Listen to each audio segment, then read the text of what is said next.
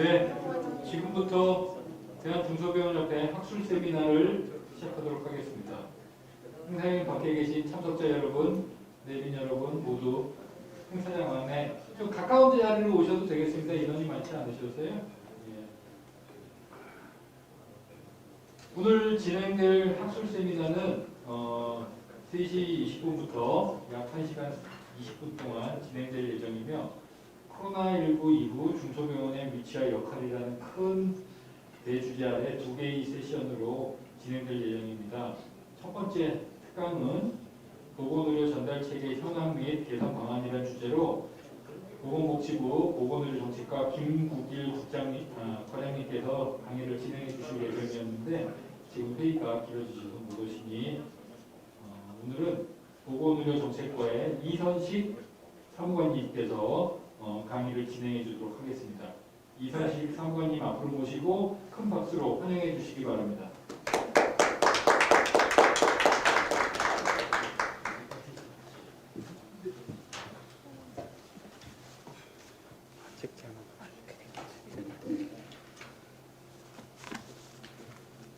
안녕하세요. 복지부 보건의료정책과에서 의료전달체계와 기획업무 담당하고 있는 이선식 사무관입니다. 오늘 중소병원 협회에서 이렇게 보건의료 전달체계 현황 및 개선 방향에 대해서 말씀드리게 돼서 굉장히 감사하게 생각하고 있고요. 오늘 저희 과장님께서 오셔야 되는데 갑자기 또 다른 일정 때문에 못 오셔가지고 제가 내용이나 이런 것들 설명드리고 최근 보건의료 전달체계에 저희가 어떤 부분들을 개선을 했고 앞으로 좀 어떻게 진행해 나갈 계획인지에 대해서 간단하게 말씀드리겠습니다. 제가 오늘 코로나 때문에 이렇게 많이 못 올 줄 알았는데 생각보다는 좀 많이 오셔가지고 좀 다행스럽게 생각하고 제가 중소병원 저번에도 좀 와본 적이 있었던 것 같아가지고 많이 뵌 분들도 있는 것 같은데 오늘 강의 좀 잘 진행되도록 말씀드리겠습니다. 보건의료 전달 체계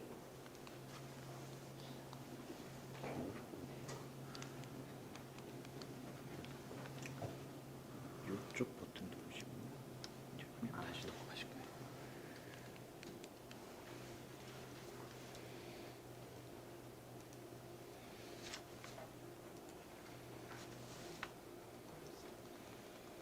세팅한 건가요? 네. 다음 페이지 좀.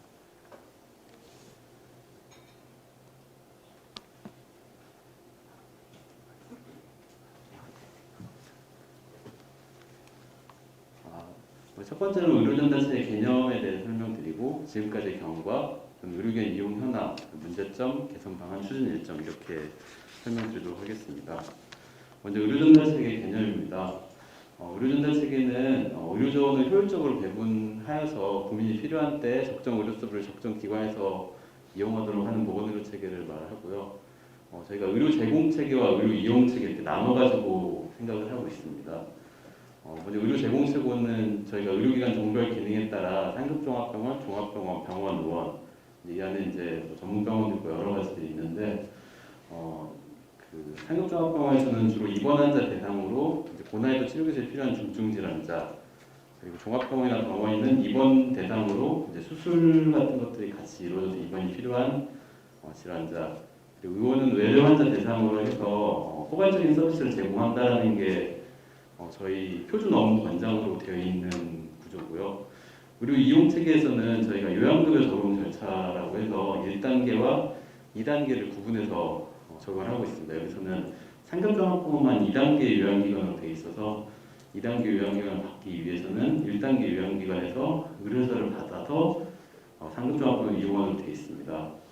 이렇게 문구상으로 되어 있는데요. 사실은 의료 제공 체계에서는 이렇게 기능별로 되기보다는 의원에서도 굉장히 전문적인 진료들을 하고 있고 상급종합병원에서도 동치 환자를 많이 보고 있는 상황입니다. 그리고 의료 이용 체계에서도 환자들이 의료서를 받아야만 상급종합병원을 갈 수 있다고 하는데 실제로는 의료서나 이런 것들을 형식적으로 받아가지고 상급종합병원을 이용하고 있는 상황이어서 저희가 대형병원 그 환자 쏠림이나 그리고 의원에서 적정한 만성질환 관리를 못하고 있다 뭐 이런 전달책의 그 지적들을 많이 받고 있습니다. 제가 마스크를 끼고 하니까 숨이 차가지고 좀 어렵긴 한데요. 그래서 이런 체계들을 어떻게 개선해야 될지를 계속 고민을 해왔는데요. 저희가 처음 진단 체계를 고민하게 된 건 전국민 건강보험 체계를 도입한 것과 관련이 있습니다. 전국민 의료보험을 도입해가지고 원래는 진료권 내에서만 환자를 진료를 먼저 하고 그게 안 될 경우에만 다른 진료권으로 진료하도록 진료권 완치를 했었는데 98년도에 규제개혁 차원에서 그게 해제가 됐고 그 뒤로 지속적으로 거의 20년 넘도록 전달 체계를 개선해야 한다는 요구와 지적들 병원에서도 그렇고 의원에서도 그렇고 전문가들 그리고 여러 단체나 전문가들 많이 지적을 해주셨는데 아직 명확하게 정립을 못하고 있는 상황이긴 합니다. 그래서 11년도에 의료기관 기능 재정립 기본계획을 수립을 해서 발표를 했어가지고 발표를 했었고요. 2016년, 18년도에 의료전달체 개선 협의체를 운영해서 기능 중심으로 도입하는 공고안을 하려고 했으나 최종 합의를 하지 못했고 이제 17년 이후에 지속적으로 하고 있고 작년 2019년 9월에 그 의료전달체계 단기 개선 대책을 마련해서 이제 수가나 의료회전에 관한 조치 등을 시행을 했습니다. 간단한 경과는 최근 의료기관 이용 현황에 대해서 말씀드리겠습니다. 지난 10년간 진료비 변화 및 점유율 수인데요. 의료기관 종별 진료비 변화입니다. 상급종합병원은 2008년에 5.5조 원에서 13.5조 원으로, 종합병원은 12.9조 원으로, 그리고 일반병원은 6.9조 원으로, 의원은 15.3조 원으로 대부분 종별에서 진료비는 다 늘었는데요. 전체 진료에서 점유율, 차지하는 비율을 보면 상급종합병원은 10년 동안 3.1%포인트가 증가를 했습니다. 24%, 27%로. 종합병원은 2%포인트, 일반병원은 0.8%포인트를 증가했는데 이제 의원은 점유율이 상대적으로 줄어들었습니다. 지난 10년간 큰 병원, 상급종합병원 위주로 전체 의료에서는 의료 이용이 많이 증가한 걸로 나타나 있고 이것도 더 큰 병원일수록 점유율이 더 많이 증가한 상황입니다. 그래서 대부분 이제 중소병원에서 많이 계시니까 상대적으로 상급종합병원이나 종합병원 큰 병원들이 옆에 들어서 있을 때 이제 좀 더 환자가 적게 온다고 느끼실 수 있는 그런 상황입니다. 그 의료기관 종류별 외래에 대한 내용인데요. 전체가 22% 증가했습니다. 2008년도 비교하면 22% 증가했는데 상급종합병원과 종합병원, 일반병원은 66% 증가했는데 의원은 14% 증가해서 대부분 큰 병원들 위주로 외래도 증가를 했고요. 입원 일수 관련해서는 의원은 저희 전사식에 맞게 40% 정도 감소를 했습니다. 그런데 상급종합병원, 종합병원, 일반병원은 입원 일수가 굉장히 늘어난 걸 알 수 있고 이것도 큰 병원 위주로 많이 증가를 했습니다. 의료기관 종류별 외래 내원일수 입원 일수의 전체 점유율인데요. 의원은 감소하고 상급종합병원 많이 증가하고 종합병원, 일반병원도 증가한 걸로 나타나 있습니다. 그래서 병원 위주로 많이 증가를 한 것을 알 수가 있습니다. 질환별 점유율, 질환별 이용 현황인데요. 고혈압, 당뇨 환자 같이 저희가 만성질환이라고 생각을 해서 1차 의료기관에서 진료를 해야 한다라고 하는 것들은 상급종합병원에서는 전체 환자 대비 진료하는 점유율이 1.2%포인트 감소해서 대부분 많이 감소를 했는데 의원에서는 증가를 해서 이 부분은 어느 정도 효과를 거둔 것으로 보고 있습니다. 또 반대로 암, 허혈성 질환, 뇌혈관 질환자의 입원 일수, 그러니까 저희가 중증 질환이라고 보는 것들은 상급종합병원에서 많이 증가를 했는데 의원에서는 감소를 해서 이것도 중증 환자는 상급종합병원에서 진료를 받고 경증 환자는 진료를 하는 걸로 해서 어느 정도 이렇게 질환별로는 개선 추세이나 지금 상급종합병원에서도 여전히 경증 진료가 굉장히 많은 환자입니다. 지금 저기 상급종합병원의 경증 진료 현황을 보면 입원 환자에서는 중증이 13%밖에 아직 되지 않은 상황이고 외래 같은 경우에도 저희가 52개 질환군을 봤을 때 14%가 아직도 상급종합병원 진료를 받고 있어서 이 부분이 문제가 되고 있는 상황입니다. 이것뿐만 아니라 전달 체계에서 지역별 의료 이용 편차도 문제가 되고 있는데요. 제가 외래 관련해서 이제 서울에 있는 상급종합병원은 전체 점유율이 1.5% 증가했고 입원 같은 경우는 0.9% 증가를 했습니다. 이 중에서 그 상위 그러니까 상급종합병원 전체에서 차지하는 비율인데요. 이 중에 상위 5개, 저희가 빅5라고 부르는 병원의 점유율은 18%에서 23.9%로 증가를 했고 수도권 병원도 8.2%에서 10.6%로 예전보다 전체 상급종합병원 중에 서울 그리고 큰 병원, 수도권 상급종합병원이 차지하는 비율이 증가를 했습니다. 입원도 마찬가지로 29.5에서 빅5에서 36.1%로 증가를 했고 수도권도 11.6에서 14.0으로 해서 국민분들이 대부분 지방에서 서울로 이렇게 계속 올라가는 상황이 있습니다. 그래서 지방에서는 이제 암이나 이런 것들을 진료받기 상당히 어려운 구조가 되고 있습니다. 그래서 문제점은 의료기관의 맨 처음에 제공 체계에서 의료기관별로 역할을 구분해서 진료를 해야 된다는 게 권장되고는 있지만 실제로 의원급 의료기관, 중소병원, 상급종합병원들이 제대로 적정 기능에 따라 진료를 하지 못하고 있는 상황입니다. 아직까지. 그래서 지역사회에 대해 의원급 의료기관 같은 경우에는 이제 원래대로 하기 위한 포괄적 지속적인 관리를 제대로 하지 못해서 이제 그 질환이 커지게 된다는 예방적 관점에서 문제가 되고 있고요.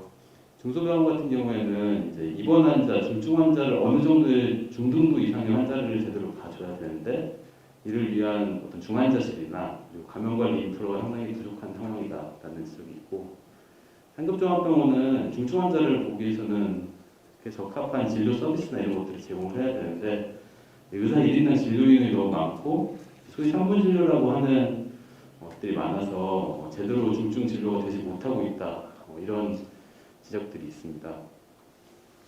또 상급종합병원 저희가 의료 이용 체계에서 의뢰서를 받아서 상급종합병원 이용하도록 되어 있는데 이런 의뢰가 제대로 스크린이 되고 이제 환자의 상태에 따라서 어떤 사람은 상급종합병원, 어떤 사람은 지방에 있는 종합병원이나 중소병원으로 보내줘야 되는데 그러지 못하고 이제 형식적으로 상급종합병원 가기 위한 통로로 활용되고 있다라는 지적. 그리고 만성질환자에 대해서 상급종합병원에 한 번 가면 3달, 4달, 6달 이런 처방 일수가 굉장히 길어서 한 번 가서 약을 굉장히 많이 받는 문제로 해서 문제들 그리고 경증도 환자가 실제 경증이어도 그에 대한 어떤 페널티나 서로에 대한 그런 것들이 없고 또 상급종합병원 의료소가 없이도 갈 수 있는 통로 등을 활용을 해서 경증 환자도 쉽게 이용할 수 있는 체계로 되어 있고요.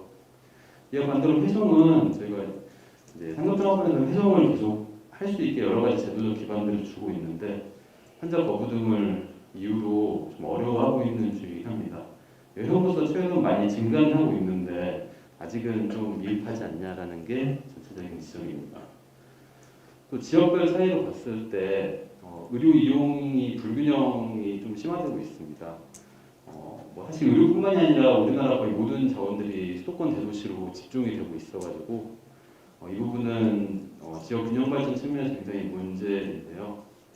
300병상 이상 종합병원이 없는 시군구도 140개가 되고 응급의료센터가 없는 시군구도 141개, 거의 단에 저희 전체가 290개 정도 되니까 거의 단에 가까운 시군구에 제대로 된 종합병원이나 시군구가 없고 이제 물론 모든 시군구에 종합병원이 있어야는 아니지만 격차가 심하고 이런 것에 따라 치료 가능한 사망률의 지역 격차가 발생을 하고 있습니다. 그래서 인구 10만 명당 치료 가능 사망률이 서울과 충북이 44.6과 충북이 58.5 이렇게 차이가 나고 의료수요자 좋은 강남구와 경북 영양군의 사망률도 차이가 많이 나서 이런 의료의 지역적 편차에 따른 실제적인 사망률이 차이가 많이 나고 있습니다. 지역별 의료 접근성 편차에서 이제 기대 수명도 이제 영양과 경북 영양과 과천, 그다음 강원도와 서울 동남권 이런 다양한 지표들에서 지역별 편차가 많이 발생을 하고 있고요. 물론 이제 이게 의료 전달 체계만의 뭐 요소 때문에 이렇게 된 건 또 아닐 수도 있지만 이렇게 지역별 편차가 많이 발생하고 있다라는 내용이고요. 저희가 이제 최근에 추진했던 의료 전달 체계 개선 방안, 작년부터 올해까지 추진한 내용들을 좀 말씀을 드리겠습니다. 그래서 의료기관 추진 방향은 의료기관 종류별 기능에 맞는 역할 정립하고 환자가 합리적인 선택을 할 수 있도록 개선을 하는데, 환자는 그 경증은 가까운 병원에서 진료를 하고 중증은 상급종합병원에서 적기에 진료를 하고 이제 지역 내에서 안심하고 치료를 받는 수 있는 것들, 그리고 의료기관 기능에 맞는 서비스를 제공하는 것들입니다. 그래서 상급종합병원은 중증치료 연구, 동네 의료는 만성통증질환 관리 등을 하고, 이 의료기관 간 의료 협력을 통해 협력 치료를 할 수 있는 체계를 만들고, 지역 내에서 안심하고 이용할 수 있는 지역 종합병원을 좀 육성을 해야 된다. 그리고 1차 의료 기능을 강화하는 방안 등을 추진을 하고 있습니다. 그래서 추진 방향은 일단은 저희가 19년도에는 단기 대책을 만들었고요. 지금 의료 전달 체계, 그 의료 제공 이용 체계에 대한 전반적인 검토를 해서 중장기 대책을 지금 준비 중에 있습니다. 그래서 상급종합병원은 중증 환자를 충실히 치료할 수 있는 여건을 만들고 진료 의뢰서를 제시를 하고 이런 것들을 단기 대책에 넣어서 작년과 올해 시행을 했고요. 중장기 대책은 지금 저희가 초안을 거의 검토를 해가지고 어떤 식으로 추진하는 게 맞는지 전문가 의견을 수렴을 할 계획입니다. 저희 단기 대책에 이제 있었던 내용인데요. 일단 그 환자는 지금은 어느 병원에 어디로 가야 할지를 제가 모르기 때문에 무조건 그냥 크고 좋은 병원이라고 소문난 병원, 인터넷에 이제 뭐 명이라고 검색을 해가지고 자기가 가는 병원, 이렇게 이제 어떤 시스템에 의해서 환자가 이동을 하는 게 아니라 이제 아름아름 자기가 알아서 가는 구조인데, 그렇게 하지 않고 의원에 가게 되면 이 의원에서 적정한 의료기관으로 진료 의뢰를 합리적으로 할 수 있는 체계를 만들겠다는 게 기본 방향입니다. 이제 이걸 위해서 많은 선별 조건들이 필요하긴 한데요. 이러한 방향을 통해서 해야 된다는 구조, 그리고 단기 대책 때는 이런 것들에 대해서 보상 구조를 좀 개선을 해가지고 적정 환자를 치료할 수 있게 했습니다.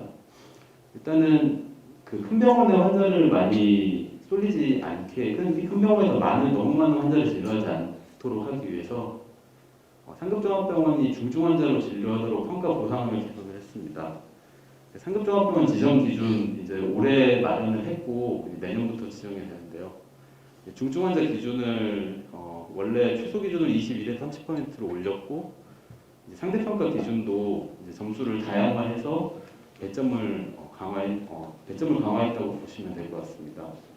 그리고 경증 환자, 입원 경증 환자에 대한 최대 기준, 그러니까 입원 경증 환자가 이 정도 있으면 안 된다는 최소한 치료해야 되는 기준도 낮췄고, 상대평가 기준도 신설했습니다. 또 경증 환자에 대한 최대 기준도 하향을 해서 11% 이상 경증 환자를 외래에서 진료하면 안 되도록 저희가 규정을 붙였고요. 이제 환자 회송에 대한 회송률도 저희가 일단 외비지표로 넣어놓고 내년부터는 본지표를 할 계획입니다. 상급종합병원 수가에 관한 내용인데요. 경증 진료 같은 경우에는 저희가 의료질 평가 수가를 산정할 수 없도록 올해 10월에 조치를 했고요. 상급종합병원이 종별과산율이 적용이 되는데 이 부분도 외래 경증 환자를 진료하는 경우에는 종별과산율을 적용할 수 없도록 10월부터 개선을 했습니다. 그리고 중증 심층 진료 위주로 가능하도록 저희가 중증 심층 중증 환자 진료 체계를 강화해서 진료하는 기관을 지정을 해가지고 상급종합병원이 제대로 운영될 수 있도록 기준을 마련하려고 하고 있고요. 상급종합 명칭도 저희가 변경을 하려고 하고 있는데 이 부분은 아직은 시행되지는 않고 있습니다. 또 의뢰 같은 경우에도 의사 판단에 따른 직접 의뢰를 강화해서 환자에게 종이 의뢰서만 주는 게 아니라 이제 의뢰성 시스템을 통해서 의뢰를 한 경우에 인센티브를 강화하는 방법을 했고, 장기적으로는 종이 의뢰서를 좀 폐지를 해서 환자가 그 의뢰서 종이를 들고 이제 여기저기 병원을 찾아다니는 상황들이 생기지 않도록 좀 하려고 생각을 하고 있습니다. 그리고 의뢰시 적정 진료정보 교류 활성화인데요. 지금 의뢰서에 대한 문제점으로 주로 지적이 되는 게 이제 의뢰를 했을 경우에 뭐 이렇게 제대로 환자 정보가 의뢰할 때 제공되지 않는다라는 지역들이 있어서 그 부분에 대해서 환자 진료 정보가 제공이 됐을 경우에는 의료 수가를 차등해서 하는 방안을 검토를 했고요, 추진을 했고요. 상급종합병원 및 수도권으로 의료 집중 해소 관련해서도 상급종합병원뿐만 아니라 의원 간 의료에서도 일부 수가를 적용을 했고, 해당 지역에 그러니까 수도권에 의료하는 것과 수도권이 아닌 지역에서 지역 내 의료를 했을 경우에 수가를 인상하는 방안, 의료 수가를 인상하는 방안으로 추진을 했습니다. 회동 효과성을 위한 기준 개선인데요. 적정한 후속 진료를 보장하기 위해서 형식적인 게 아니라 실질적으로 회동이 이루어지고 회동 기준 및 절차를 마련을 하고, 회동 관련 의료기관의 평가를 강화해서 이제 회동률 실적을 의료질 평가에 반영을 하고 이제 적극적인 회동을 할 수 있도록 회동된 환자가 다시 큰 병원으로 가는 경우에 신속하게 예약을 받을 수 있는 신속 예약제도 운영을 하도록 했습니다. 환자의 이제 적정 의료 이용을 유도하는 부분인데요. 환자 비용 부담 체계를 합리화하기 위해서 실손보험 보장 범위도 좀 조정을 해서 공사 의료보험 연계법을 제정을 할 계획이고요. 경증 외래 환자가 상급종합병원을 이용하는 경우에는 본인 부담률이 100%로 올라가도록 본인 부담률을 인상을 했습니다. 그리고 적정 의료 이용을 위한 안내 강화에서 정보 제공 및 인식 개선을 해서 이제 건보공단을 통해서 안내를 하고 있고요. 상급종합병원 A경도 재검토할 계획입니다. 또 지역 의료에서 환자를 제대로 좀 이용할 수 있도록 지역 의료기관 역량 및 신뢰를 강화를 하기 위해서 이제 종합병원은 지역에 역량 있는 의료기관을 같이 지역 우수병원으로 지정을 할 계획이고, 이제 일부 중소도시나 또 지역 우수병원 제대로 할 수 있는 곳을 몇 군데 뽑아가지고 시범 사업을 먼저 추진을 하려고 하고 있습니다. 또 전문병원 같은 경우에도 전문 입원 의료 서비스 제공하는 전문병원 지정 및 평가제도를 내시를 할 계획이고, 동네 의원 같은 경우에도 1차 의료기관 만성질환 관리 시범 사업을 확대해서 개선하고 참여를 할 계획입니다. 또 지역 내 필수 의료를 연계 조정할 수 있게 지역 책임 의료기관을 지정을 해서 이제 지역 내 응급, 외상, 심내 질환 같은 경우에 필수 의료를 제공을 연계를 하고 이거에 대해서 권역 책임 의료기관에 지정을 해서 고난이도 의료는 제공을 할 수 있도록 연계 체계를 좀 강화하는 것들을 마련을 했습니다. 그래서 향후 지금까지 추진 일정인데요. 일단 20년 상반기에 저희 상급종합병원 지정을 저희가 안내를 했고, 하반기에 이제 방금 말씀드린 경증 환자에 대한 상급종합병원 경증 환자에 대한 수가 조치, 그리고 의료이송에 대한 개선 이런 것들을 추진했습니다. 중장기적으로는 저희 협의체 구성해서 대책을 이제 내년 상반기까지 마련할 계획입니다. 저희가 지금 중장기 대책을 거의 좀 마련을 해서 의료전달체계 개선 TF에서 논의를 하려고 하고 있는데요. 이제 그 내용이 이제 거의 좀 이제 논의를 할 수준까지 개발이 돼가지고 하고 있는데, 그런 부분이 되면 조금 더 내용이 업데이트되고 앞으로 추진하려고 하고 있는데, 기본적인 방향은 의료기관들이 단순히 병상이나 이런 의료 인력 투입에 따라서 하는 것들이 아니라 기능에 따라서 진료하는 경우에는 더 많이 보상받을 수 있도록 하고, 이제 지역 내에서 좀 지역 아까 이제 우수병원을 되는데 지역 책임병원이라는 형태로 이제 종합병원들이 2차 의료가 제대로 기능을 할 수 있게 역할을 한다는 게 기본 배경으로 돼 있고, 이제 병상이나 이제 의료 인력 같은 부분도 제대로 하는 부분들을 같이 검토를 하고 있습니다. 그런 부분들이 이제 논의가 계속 이어질 계획이고요. 전달 체계 부분에 대한 것들은 너무 오래된 이슈이고, 이게 여기 계신 원장님도 많이 고민하고 계시는 분으로 알고 있습니다. 그래서 저희도 계속 끊임없이 노력을 하고 있는데, 사실 이제 의료 이용이나 제공 체계라는 게 이제 환자들의 그런 어떤 인간의 기본적인 속성적인 요소, 더 좋은 것을 진료받고 싶어하고 이런 것들과 또 실제로 효율적으로 환자를 진료해야 되는 적절한 기능 배분의 역할들이 좀 상충이 되면서 어떤 식으로 이걸 적절히 조화를 시켜서 운영할지를 계속 고민해 나가는 과정인 것 같습니다. 그래서 저희 이제 그 원장님도 계시긴 한데 앞으로 이런 중장기 대책이나 이런 것들을 고민을 하고 있으면 현장에서 적절하고 좀 좋은 의견 주시면은 저희가 더 노력해서 대책에 반영하고 정책을 현실 이입감 있게 마련하도록 하겠습니다. 네, 중장기 대책에 대한 설명이고요. 여기까지 설명드리도록 하겠습니다. 네, 감사합니다. 네, 긴 시간 동안 설명해 주신 사모님 감사드리고요. 지금 내용에 대해서 질문 있으신 분 딱 질문 하나만 받고 다음 세션으로 이동하도록 하겠습니다. 박진식 이사장님.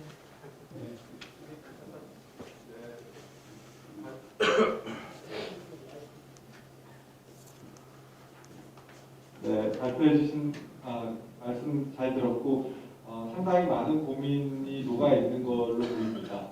그리고 저희가 현장에서 느끼는 많은 문제들이 일단은 해결해야 될 아젠다로 올라가 있다는 것만으로도 앞으로 그 개편에 대해서 상당히 기대를 가지게 하는데요.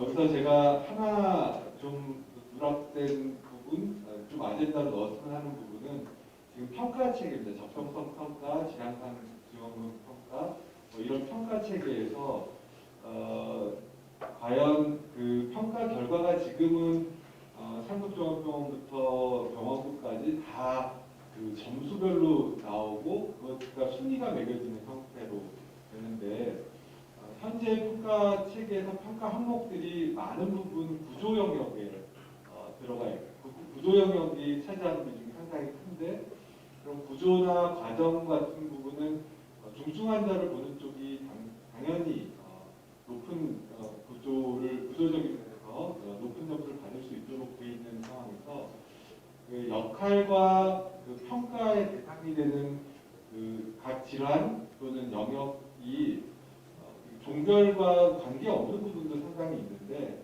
이게 구조 영역의 평가 기준이 너무 커지면서 결국은 국민들에게 어떤 병원을 찾아가야 되는가라는 질문에 답을 할 때 심평원에서는 요즘도 TV 광고에서도 심평원의 병원평가 정보를 봐라라는 이야기를 광고로 공공연히 하는데 그 과정에서 사람들이 들어가 보면 모든 사람들이 상종에 가야 되는구나 어떤 병이든지 간에 상종에 가야 되는구나라는 인식을 갖게 될 거라고 생각합니다. 결국은 의료 전달 체계가 제대로 돌아가게 하는 데 있어서 믿을 만한 병원이다라는 신호를 줘야 되는데 그게 지역구수 병원 이런 것도 중요하지만 앞으로 이런 평가 체계가 점점 강화될 거라고 생각하는데 그 과정에서 각자가 역할을 하는데 잘 역할을 하고 있다는 것들을 그 영역에서 비교를 해주는 게 맞지 않을까 싶고 예를 들자면 지금 질평가에서 영역별로 상종에만 해당하는 영역이 있고 중등도면 종병에 해당하는 건데 그런 거는 상종은 평가에서 빼고 종병들만 대상으로 해서 평가를 함으로써 2차 병원 중에 어디를 가면 좋겠는가라는 것들을 할 수 있어서 저는 앞으로 이런 의료 전달 체계를 제대로 갖춰가는데 평가의 적정성에 대한 평가의 합리성에 대한 것도 좀 같이 고려를 해주셨으면 하는 그리고 혹시 고려하고 계시는지? 예, 원장님 매번 좋은 말씀 너무 많이 해주셔가지고 저희가 업무하는데 많이 도움이 되고 있는데요. 이제 평가를 한다고 하면 그럼 과연 이제 저희가 갖는 근본적인 고민들도 같은 것 같습니다. 그래서 평가를 하게 된다면 이 병원이 좋은 병원이라는 건데 그럼 어떤 역할을 했을 때 좋은 병원이냐라는 고민들이 있습니다. 그래서 상급종합병원 같은 경우에는 이제 뭐 중증 환자를 치료해야 된다라는 부분에서 좋은 역할을 하는 게 있는데 저희가 지속적 포괄 의료도 아니지만 저희가 그 전 단계에서 그럼 중등도 진료라는 개념 혹은 완전 중증이 아니라면 어떤 환자를 진료해야 되는 개념 이것들에 대한 좀 어려움들이 결합이 되어 있는 것 같습니다. 그런 기능들을 제대로 하기 위해서 저희가 그러면 상급종합병이 아닌 2차 병원만의 고유한 기능을 가질 수 있는 것들이 뭔지를 고민을 해서 지역 책임병원이나 우수병원이라는 것들을 가지고 있으려고 하는 거고요. 이렇게 전반적으로는 이렇게 지금처럼 투입 요소에 따른 규모에 따른 그리고 구조나 그런 것들에 따른 이제 병원 단계가 아니라 이제 적정 환자를 그러니까 그 기능별로 의료기관을 좀 분류를 제대로 해가지고 그거에 맞춰서 평가 체계를 가져가는 게 이제 맞는 방향인 것 같습니다. 그래서 이제 그 평가 체계의 내재적인 문제도 있지만 사실 우리 의료기관들이 특히 종합병원이나 병원들이 어떠한 환자를 진료를 하고 어떤 역할을 하는지에 대한 정립을 먼저 명확하게 하고 똑같은 진료를 하는 것들은 맞지는 않으니까 그래서 그거에 맞춰서 평가 체계를 가져가는 것들을 하는 것들을 고민을 하고 있고요. 그러기 전에는 사실 그 기능별로 의료기관 분류체를 어떻게 가져갈지를 저희가 같이 고민을 하고 합의해 나가는 과정들이 선행이 된다면 뒤에 있는 평가 체계도 거기에 맞춰가지고 당연히 할 수 있을 거라고 생각됩니다. 또 평가 체계는 그것뿐만 아니라 평가 체계 자체만으로 뭐 저희 적정성 평가도 있고 뭐 여러 가지 응급의료기관 평가도 있고 막 여러 가지 평가들이 혼재되어 있잖아요. 그런 부분도 어떻게 정리를 할지를 같이 가져가는 게 좋을 것 같은데 중요한 거는 말씀 주셨던 대로 그 의료기관 그러니까 종별이 아니라 기능별로 저희가 어떻게 역할을 수행하는지를 서로 합의를 해 나가고 그런 것들을 만들어가는 걸 과정을 만들어 나간 다음에 평가 체계를 가져가는 그 다음에 당연히 따라갈 수 있다고 생각을 하고 있습니다. 네, 그렇게 이정도 의원님. 한 번만 한다 해서 질문 안 드리려고 했는데 회장님이 뭐라 했습니다. 네, 지금 이태근방 박진식 이사장이 말씀하신 평가 체제와 맞물려서요. 제가 이제 좀 말씀드리고 싶은 건의 내지는 말씀드리고 싶은 건 아까 발표하신 내용 중에서 의뢰에 대한 부분이 의원에서 상종으로 가는 형태가 됐습니다. 물론 우리나라 지금 현재가 1단계, 2단계로만 돼 있기 때문에 그렇긴 한데 우리 전달 체계의 목표가 우리 자원을 효율적으로 활용하고 경쟁보다는 서로 적정하게 기능별 어떤 역할을 하는 가운데 골고루 자원이 배분되는 또 적정한 이용을 유도하기 위함이라고 생각합니다. 그러면 지금 현재는 상종에 몰려있는 또 몰려가고 있는 부분에 분산을 시키기 위해서 훼손에 대한 것을 많이 신경 쓰고 있는데 결국은 진료량도 줄이면서 질도 높이면서 하려면 그런 의료 제도가 굉장히 좀 디테일하고 잘 돼야지 않을까. 그러니까 지역의 뭐 책임 병원이든 우수 병원이든 또 그 기능에 맞는 뭐 다른 기능, 아급성이 됐든 재활이 됐든 여러 가지 급성이 됐든 이런 부분에서 상종에 가지 않으면서도 지역에서 해결할 수 있다면 여러 가지 국가적인 차원이나 또 여러 가지 의료 전달 체계의 의미가 맞다고 생각합니다. 그렇다면 의료에 대한 부분이 상당히 디테일해서 짜야 되는데 사실 지금 쭉 나오는 걸 보면 회송에 대한 부분은 있지만 의료에 대한 부분이 굉장히 약하고 수가의 어떤 부분에 있어서도 좀 유도할 수 있는 디스인센티브가 아니라 인센티브를 줄 수 있는 방향의 적정한 아까 말씀하셨던 중등도라고 말씀하셨지만 지역에서 해결할 수 있는 것들이 의원에서 상종으로 가야만 되는 상황이 아니고 해결이 된다면 얼마나 국가적으로 이익이겠습니까? 그래서 그런 차원에서 좀 인센티브를 줘서라도 적절하게 지역 내 의원에서 병원에서도 상종, 중증 종합병원으로 바뀌지 않습니까? 그래서 그렇듯이 그런 것이 좀 역할이 될 수 있도록 디테일하게 환자 분류 체계도 다시 돼야 할 것 같고 또 의료 제도에 대한 고민을 좀 많이 해줬으면 하는 부탁입니다. 원장님 감사합니다. 원장님께서 이제 전자책에 그런 TF에 계셔가지고 내용을 많이 알고 계셔가지고 많이 좋은 말씀 평소에 해주고 계시는데 제가 이제 이전에는 보험급여과에서 의료해송이랑 수가를 담당했었는데요. 이제 의료에 관련해서 저희가 사실 의료해송 제도는 기본적으로 이제 15년도에 저희 메르스 사태 겪으면서 좀 만들어진 경향이 있습니다. 기본적으로 큰 병원에 너무 많은 환자들이 가니까 환자들 좀 빼자라는 것에 회송 위주로 좀 설계가 많이 된 상황입니다. 의뢰는 많이 정책적인 고민이 좀 부족했던 게 사실이고 이제 원장님 말씀해 주신 대로 그 부분 그럼 환자가 어떻게 큰 병원이나 다른 병원으로 현재 흐름이 의료에 관한 문제가 더 크기 때문에 그 부분에 더 고민을 많이 하고 있고요. 저희가 단기 대책 때부터 계속 고민을 했던 거는 이제 의뢰서를 발급봐서 환자가 찾아가는 구조인데 그렇게 하지 말고 의원에서 시스템을 통해서 의뢰를 하면 그 해당 병원을 찍고 해당 병원으로 가서 진료를 받게 하는 체계로 가는 게 맞지 않냐, 종이 의뢰서를 들고 가는 게 맞지 않냐라는 고민들을 많이 했었고요. 사실 이렇습니다. 지금은 의원이나 이런 데서 의뢰서를 그냥 주면은 환자가 이제 그거 가지고 다 찾아봐가지고 가는 구조고 이게 전혀 시스템이하게 돌아가고 있는 구조가 아니다. 이런 문제 의식에서 의원에서 환자를 시스템을 통해서 병원에 의뢰를 하면 그 병원에서 환자에게 연락을 하도록 해가지고 하는 구조로 더 조금 더 의뢰를 시스템화하게 만드는 작업들 그리고 시스템화하는 작업들을 먼저 선행을 했고요. 이 다음 단계에서 해야 될 거는 그 원장님께서 말씀 주신 그럼 의뢰 제도를 어떻게 운영하는 게 우리가 합리적인 거냐라는 고민과 같이 해야 할 것 같습니다. 이제 여기까지는 의뢰 제도 자체의 문제인데 그 다음은 그러면 이제 환자를 어떻게 하면 진료를 받게 하냐 이제 환자의 흐름에 대한 고민들을 같이 해야 되는 건데 이제 그 부분은 이제 사실 여러 가지 방법이에요. 환자를 1차 기간 받게 되면 2차, 3차 단계적으로 치료를 받게 해야 되는 건지 아니 1차를 받게 되면 이 환자를 어느 병원으로 보내는지를 의사가 결정하게 하는 구조 뭐 이런 것들이 해야 되는데 여러 가지 요소들이 있을 것 같습니다. 지역사회 의료자원의 문제도 있고 1차 의료라는 개념이 아직 미확인된 부분들 그리고 트레이닝의 문제 이제 뭐 여러 가지 복합적인 요소들이 있어서 그 부분은 같이 흐름에 대한 부분을 합의해 나가고 의료제도 내실을 하는 게 좀 맞지 않을까 이런 생각이 들긴 하는데 그걸 어떻게 해야 될지는 같이 좀 얘기를 해서 좀 많이 논의를 해야 할 것 같습니다. 네, 강의 관련해서 좋은 말씀 감사드리고요. 질문 없으시면 발표해 주신 이선식 사무관님께 큰 박수로 감사 말씀드립니다. 감사합니다.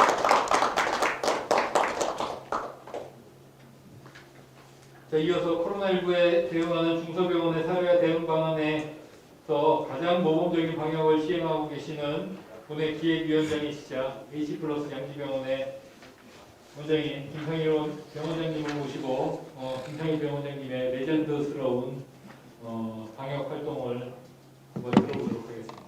큰 박수 부탁드리겠습니다. 네, 안녕하십니까. 저는 H플러스 양지병원 병원장 김상일입니다. 지금 이제 오늘 좋은 강의도 들었고 중요한 행사도 다 이제 끝이 나는 것 같습니다. 별로 제 강의는 그렇게 중요한 내용은 아니어서 바쁘시면은 유튜브를 꺼주셔도 좋을 것 같습니다. 강의 시작에 앞서 저희가 이번에 2020년 KHC 영상 공모전을 했습니다. 코리아 헬스케어 콩그레스 영상 공모전의 베스트 이노베이션 부분 최우수작으로 이번에 수상을 하게 된 저희 병원의 워크스루에 대한 동영상을 강의를 돕고자 간단히 보도록 하겠습니다.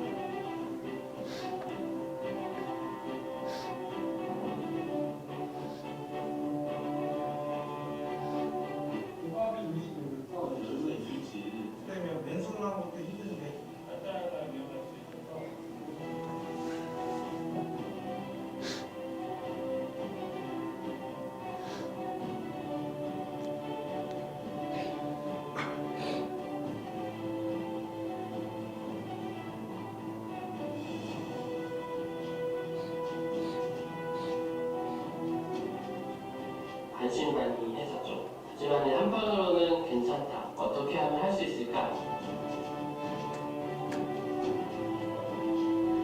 기존 청소년병 수면실에서는 레벨 D를 입고 진료 검사를 해야 되기 때문에 소독과 환기에도 시간이 많이 걸렸습니다.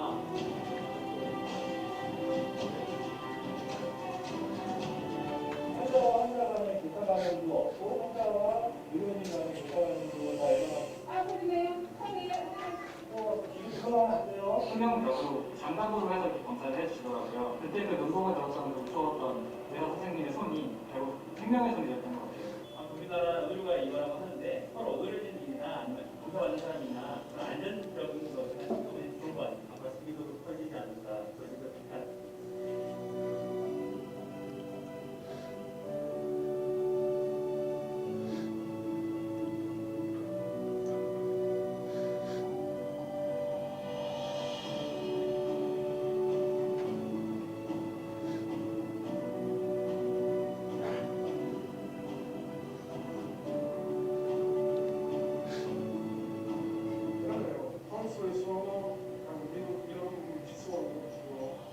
I think this kind of walkthrough has really truly inspired other walkthroughs in countries such as France afterward when the COVID-19 wave hit them. I would like to say thank you, 감사합니다.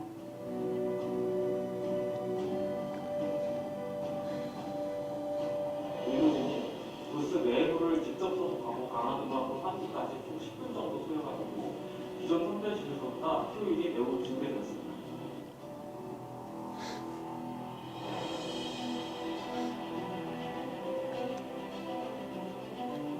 환자 구역내 의료진은 레벨 D를 입고 환자마다 부스 내부를 소독하고 비닐 장갑을 덧씌우는 등의 불편함이 직원들이 결국은 레벨 D 복장을 입고 부스 내부에 들어와서 그 병원을 소독해야 되는 과정조차 되게 힘들고 또 위험성이 있어서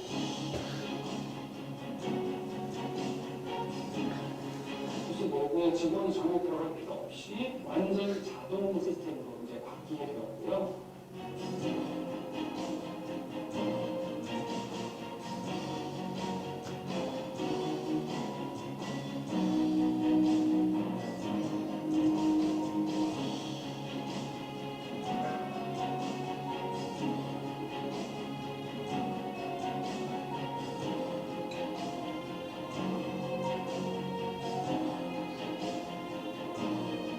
환자들을 안전하게 검사할 수 있겠다는 근거들을 찾아서 국제학술지인 대한의학회 JKMS에 발표하게 되었습니다.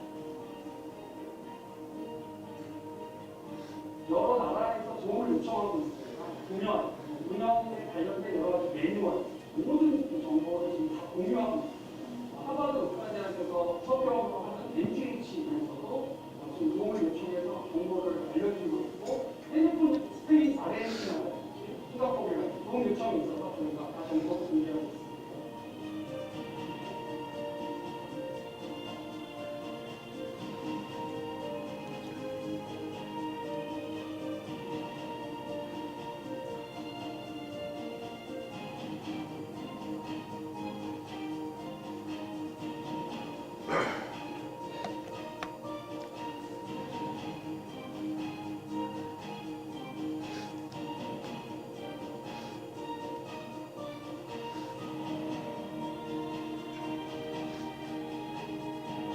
우리 워커스 선별된 수가 딱 25명이거든요.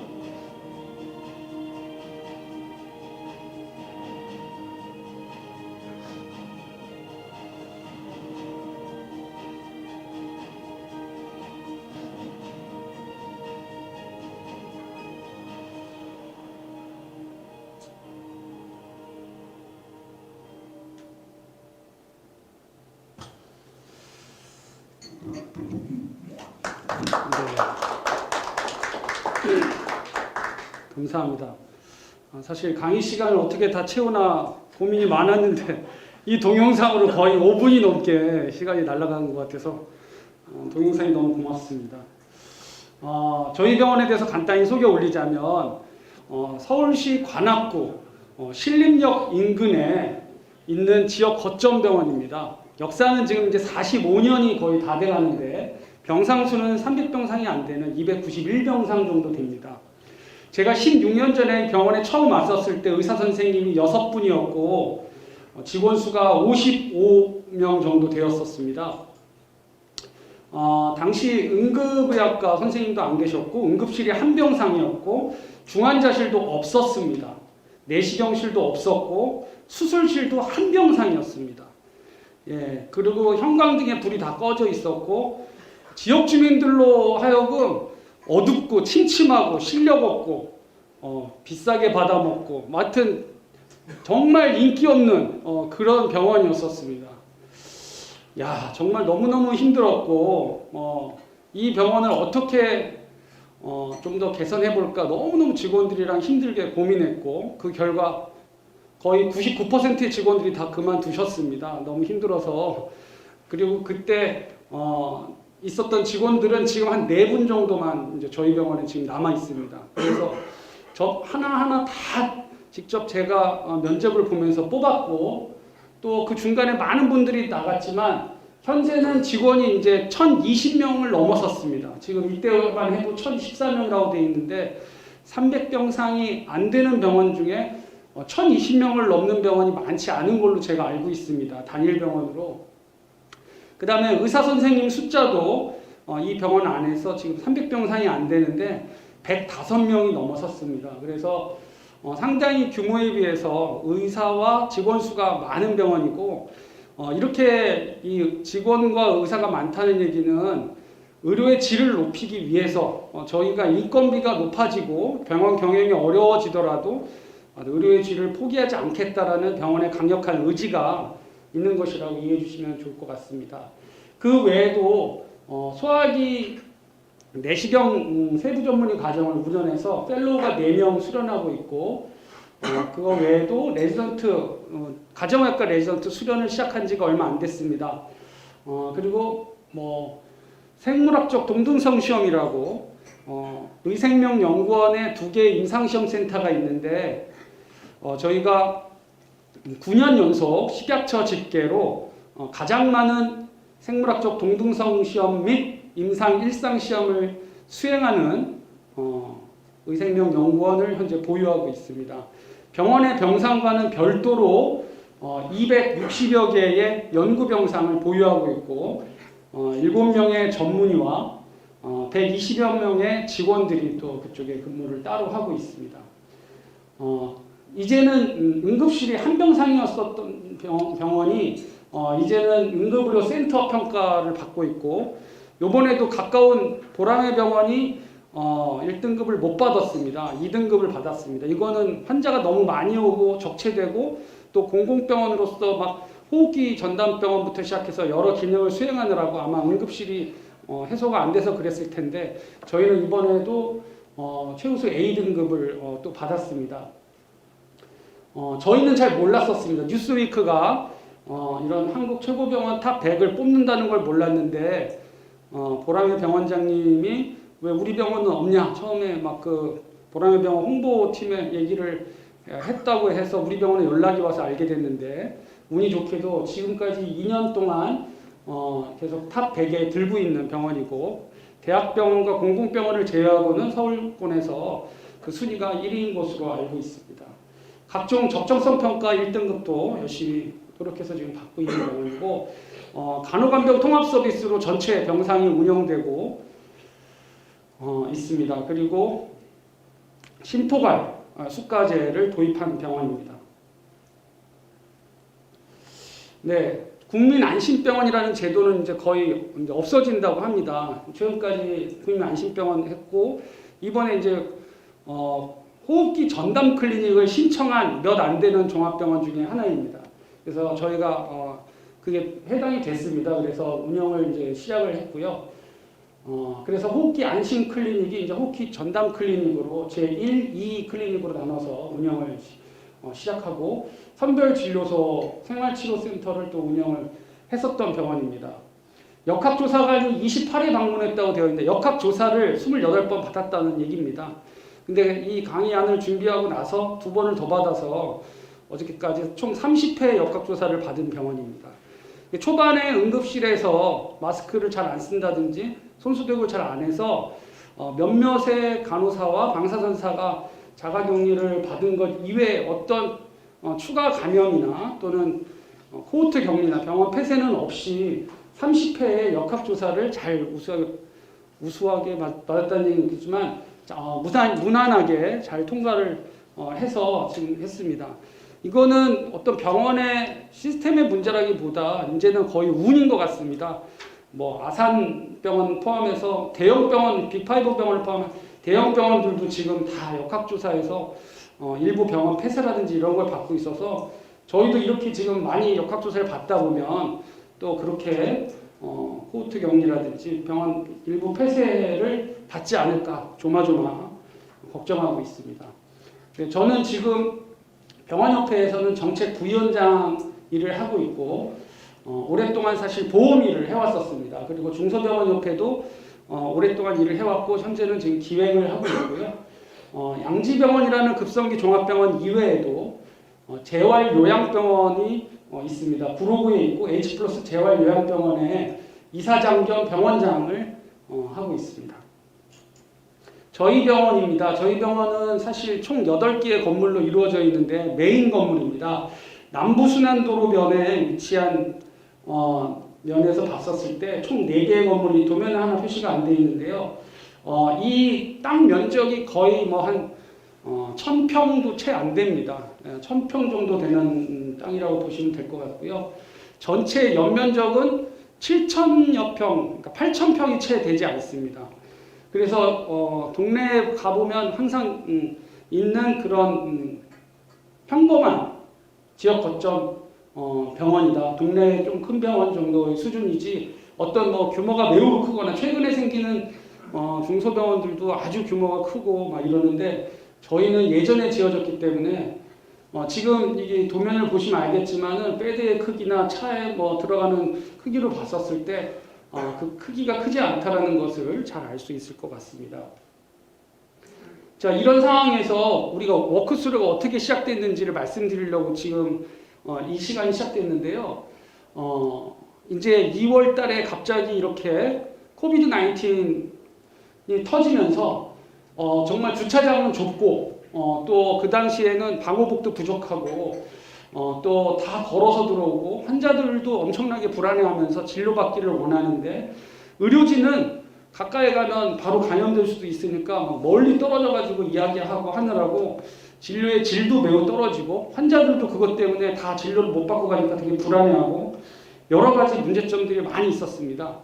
그래서 이것을 어떻게 할까 고민을 하다가 이전에 실험실 같은 데서 본 적이 있는 바이오세프티 캐비넷 클래스 3의 차관에서 거기에 손을 집어넣으면 어떨까라는 생각을 하게 됐습니다. 그래서 부랴부랴 아까 동영상에서 보신 것처럼 병원의 지하 창고에 부스를 만들어 가지고 그냥 도면도 없이 막 팔을 뚫고 거기에 이제 음압을 걸고 헤파 필터를 걸고 막 이런 과정을 거쳐 가지고 부랴부랴 만들었는데 마침 그때 감염내과 선생님이 한 달 동안 텐트와 컨테이너 박스에서 선별 진료를 하시다가 진료를 못하게 되는 상황이 발생했습니다.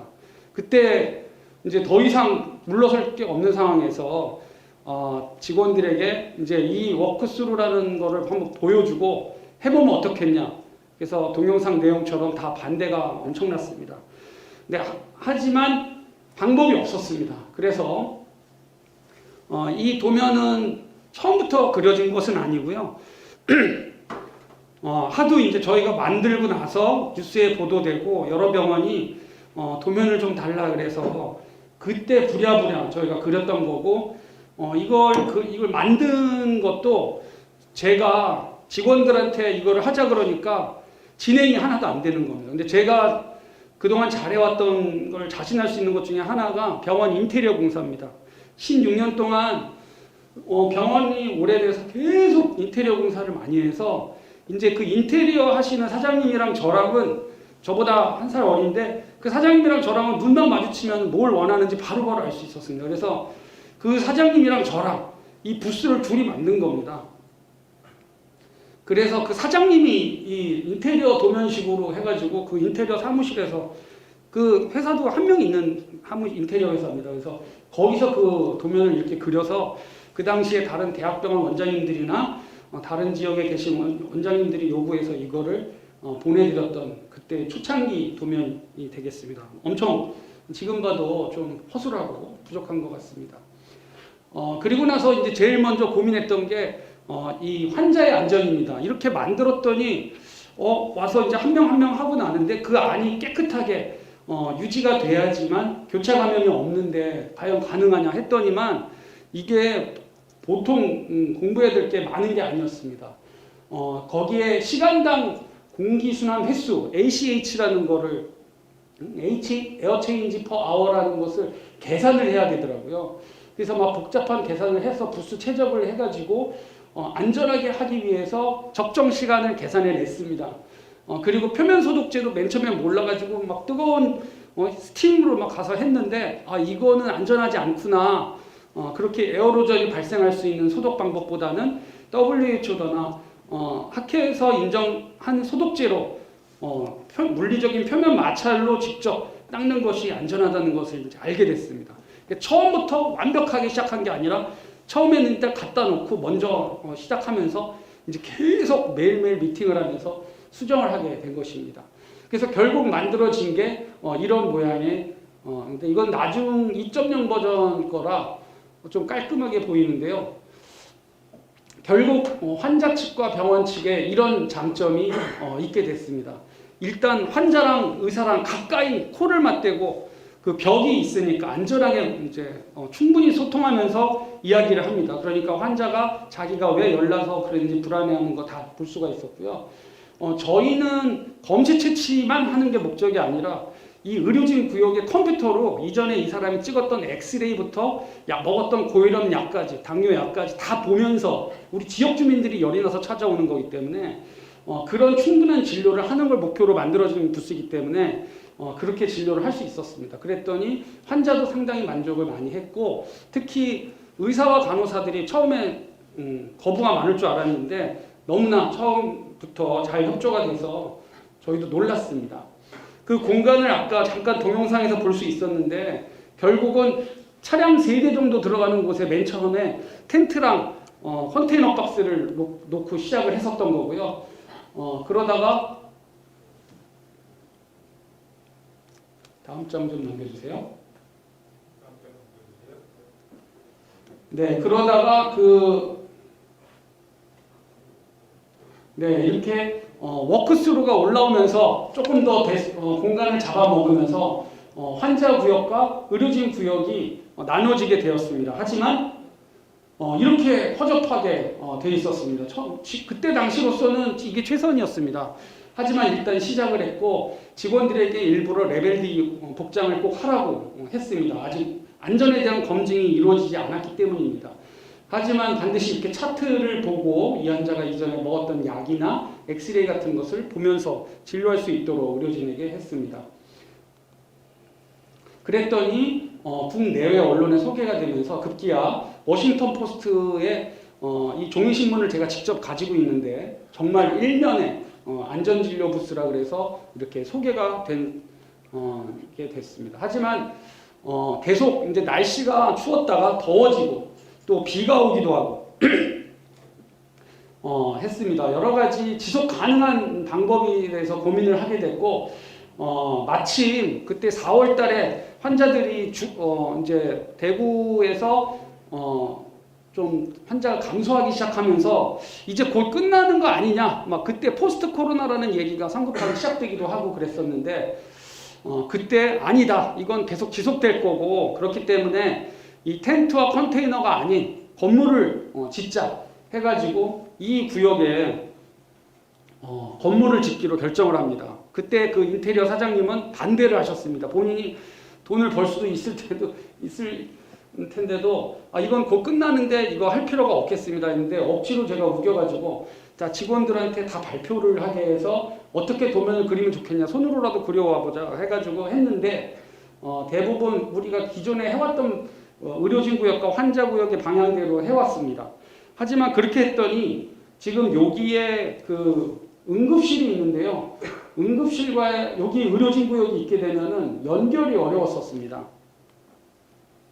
그래서 궁극적으로는 그걸 뒤집어서 이제 이렇게 하자고 했습니다. 그래서 이쪽이 응급실 쪽에 의료진 구역을 두고 거긴 양압이 걸리게 했습니다. 그리고 여기에 부스마다 음압이 다 따로 되고 있고 환자 구역은 또 음압이 따로 되게 돼 있습니다. 그리고 여기는 이제 안내하는 직원이 들어갈 수 있는 부스고 이쪽에 119를 통한 스트레처 카트나 이런 것들이 들어왔었을 때 밤에도 일로 들어와서 워크스루로 이용해가지고 검체 채취를 할 수 있도록 공간을 만들고 휠체어로 오는 사람들도 이쪽에서 할 수 있도록 만들고 했습니다. 그래서 여기 이제 휴게 공간, 탈의 공간이나 업무과 공간 같은 거를 만들어서 일단 시작을 했는데 그랬더니 다시 또 환자들이 많아지기 시작했습니다. 다른 방향에서 보면은 지금 이런 방식인데요.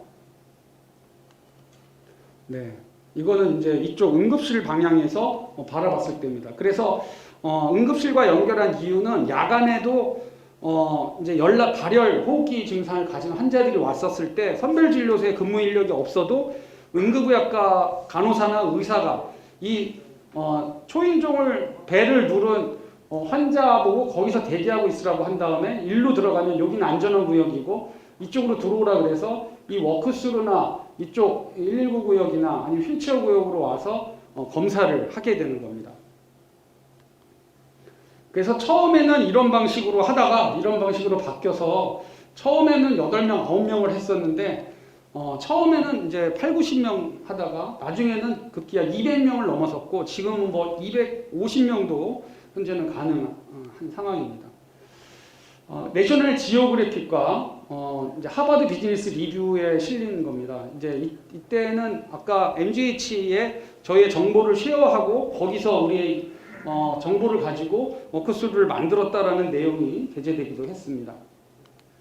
하지만 마치 이렇게 레이싱 경기에 이 엔지니어들처럼 환자가 부스 밖에 이제 부스 안에 있다가 나오면은 막 그 밖에 있던 직원들이 달려들어서 방호복을 입고 이러한 레벨드 방호복을 입고 일회용 가운을 입고 들어가가지고 부스 내부를 막 청소하고 이게 너무너무 힘들었습니다. 소독약 냄새도 계속 맡아야 되고 또 균에 묻을 수도 있는 위험성도 있었고요. 여러 가지 너무너무 힘든 상황이었습니다. 그래서 저희가 이건 안 되겠다 해서 그 다음에 만들게 된 것이 자동화입니다. 벽면 내부를 완전히 자동으로 소독하는 시스템을 만들자. 그래서 이거를 또 주장을 했더니만 처음에는 엄청 반대가 많았습니다. 하지만 저희가 주장한 대로 롤러 방식으로 해가지고 벽면을 미음자로 따라서 이 부스 전체를 깨끗하게 완전히 소독하는 또 UVC 램프와 이 장갑까지 깨끗하게 소독해서 장갑에 일회용 글러브를 매 환자마다 갈아 꼈었는데 그럴 필요가 없게 되는 그렇게 만들고 나서 그 다음에 감염내과 교수님들을 모셨습니다. 그래서 직접 감염내과 전 이사장님부터 시작해서 지금 텔레비전에 많이 나오는 감염내과 교수님들을 직접 보여드리고 또 자문을 얻었습니다. 대부분 다 오셔서 놀라시는 게 이런 작은 병원에서 어떻게 이런 걸 만들 생각을 했냐 하시면서 좋은 정보를 많이 제공을 해주셨습니다.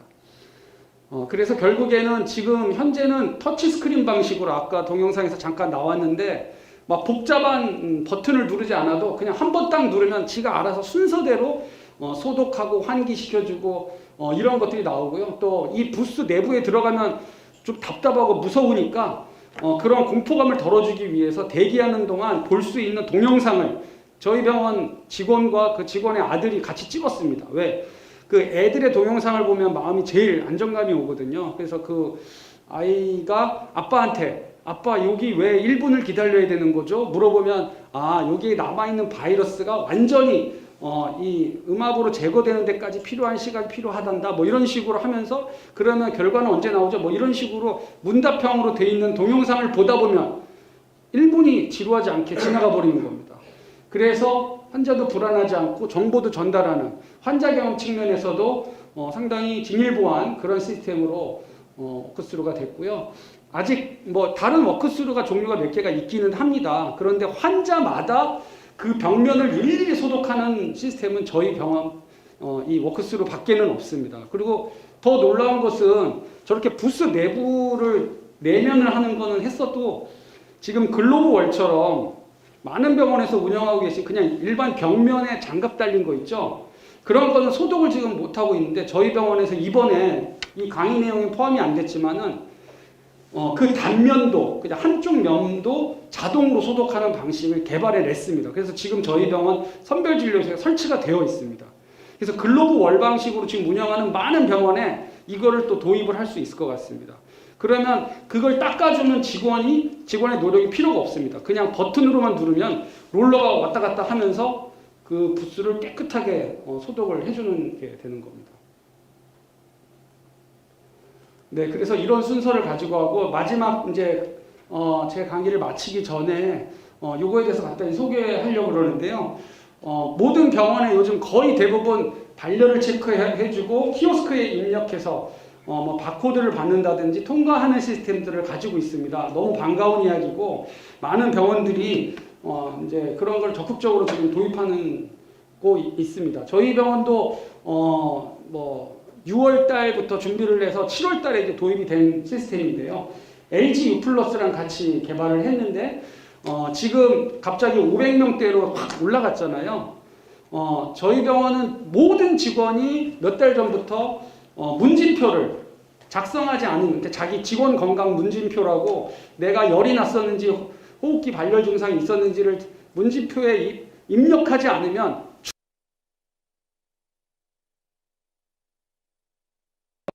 나와서 열도 정상이고 마스크도 잘했지만 직원 문진표를 입력하지 않으면 출입이 안 되는데 24시간마다 입력하게 되어 있었던 것을 지금 12타게 바꿨습니다. 그래서 12시간마다 직원이 내가 열이 나는지 호흡기 증상이 있는지를 입력합니다. 입력하다 보면 아 맞다 내가 지금 몸이 안 좋지 열 한번 재볼까 이러면서 결국 그 직원이 감염원일 수도 있는데 이 출입에 안 들어오게 되는 겁니다. 그리고 그 책임이 직원한테 있는 겁니다.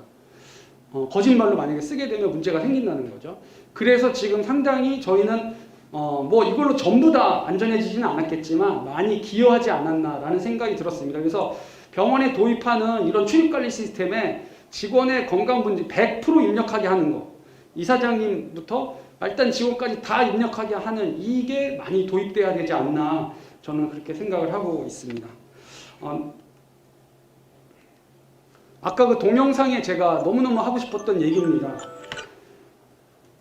이게 거대한 자본, 큰 병원, 빅5 병원 같이 뭐 엄청나게 감염관리실에 직원이 많고 감염내과 교수님들이 많고 그런 병원들만 이런 걸 하는 건 전 아니라고 생각합니다. 제가 무식해서 용감한 것 같습니다. 그런 거 하나도 없어도 우리 중소병원들도 넓은 주차장이 없어도 이런 것들을 계속 조그맣게 하다 보면은 우리한테 필요한 진짜 혁신, 누구에게 보여지기 위한 게 아니라 이런 걸 할 수 있다라는 거를 저희가 확인을 했습니다. 그래서 많은 병원들도 현장에서 부딪히는 문제에 대해서 뒷걸음치지 말고 같이 직원들과 함께 시도해보고 또 그 정보를 노하우를 나눠서 결국 중소병원들도 이런 혁신을 이루고 병원 직원들도 자부심을 느끼면서 계속 이런 험난한 코비드-19 같은 위기를 견뎌내고 극복할 수 있지 않을까라는 말씀으로 마치겠습니다. 감사합니다. 네, 김상일 병원장님의 저 내용은 뭐 너무나 언론에 많이 알려져서 다들 알고 계시겠지만 혹시나 개인적으로 또 질문하시고 싶은 내용이 있으시면 지금 이 자리에서 한 분만 좀 질문해 주시고요. 원장님 저거에서 돈 많이 드셨죠? 네, 돈을 많이 들었습니다. 근데 처음에 저희가 PCR 검사를 일찍 계속 처음부터 해가지고요. 번 돈으로 그냥 다 까먹었습니다. 예, 저기 질문보다는 김상일 원장님, 유인선 의원님 너무 고생하셨고 진짜 선도적인 모습, 선구자적인 모습 보여주셔서 감사하다는 경례의 박수 한번. 그렇습니다. 우리 김상일 원장님 대한민국의 기대입니다. 감사합니다. 혹시 회사 만드셨나요? 네, 회사 안 만들었고요. 예. 그럼 대량 생산은 언제나? 아니 이제 대량 생산은 아직 안 했습니다. 주문이 있어야지 대량 생산은 주문이 없어가지고 가장 큰 오해가 이걸로 큰 돈을 버는 걸로 잘못 알고 계시는데 예, 큰 돈을 벌지 못했습니다. 돈을 엄청 까먹었고요. 괜찮습니다. 예. 잘 될 겁니다. 감사합니다. 이상으로 오늘 대한중소병원협회 제14회 한빛중소병원상 시상식 및 학술 세미나를 모두 마치기 전에 오늘 이 자리를 마련해 주신 조한호 회장님의 해외사 한번 초청해서 듣도록 하겠습니다. 잠시만 집중해 주십시오.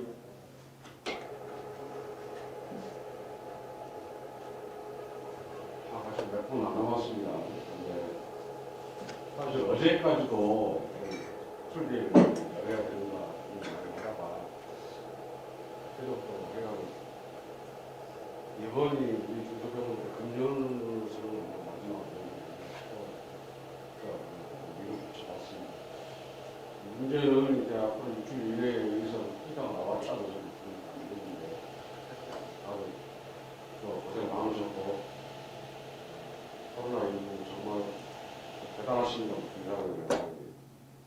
저도 막 뒤통수 얻어맞은 것처럼 나는 뭐 했나 이런 생각이 들기도 하는데 코로나19 다 현명하게 잘 이겨내시고 여러분들 병원이 절대 기죽지 말고 날로 더 이상할 수 있는 그런 병원이 될 수 있도록 마음속 기도하도록 하겠습니다.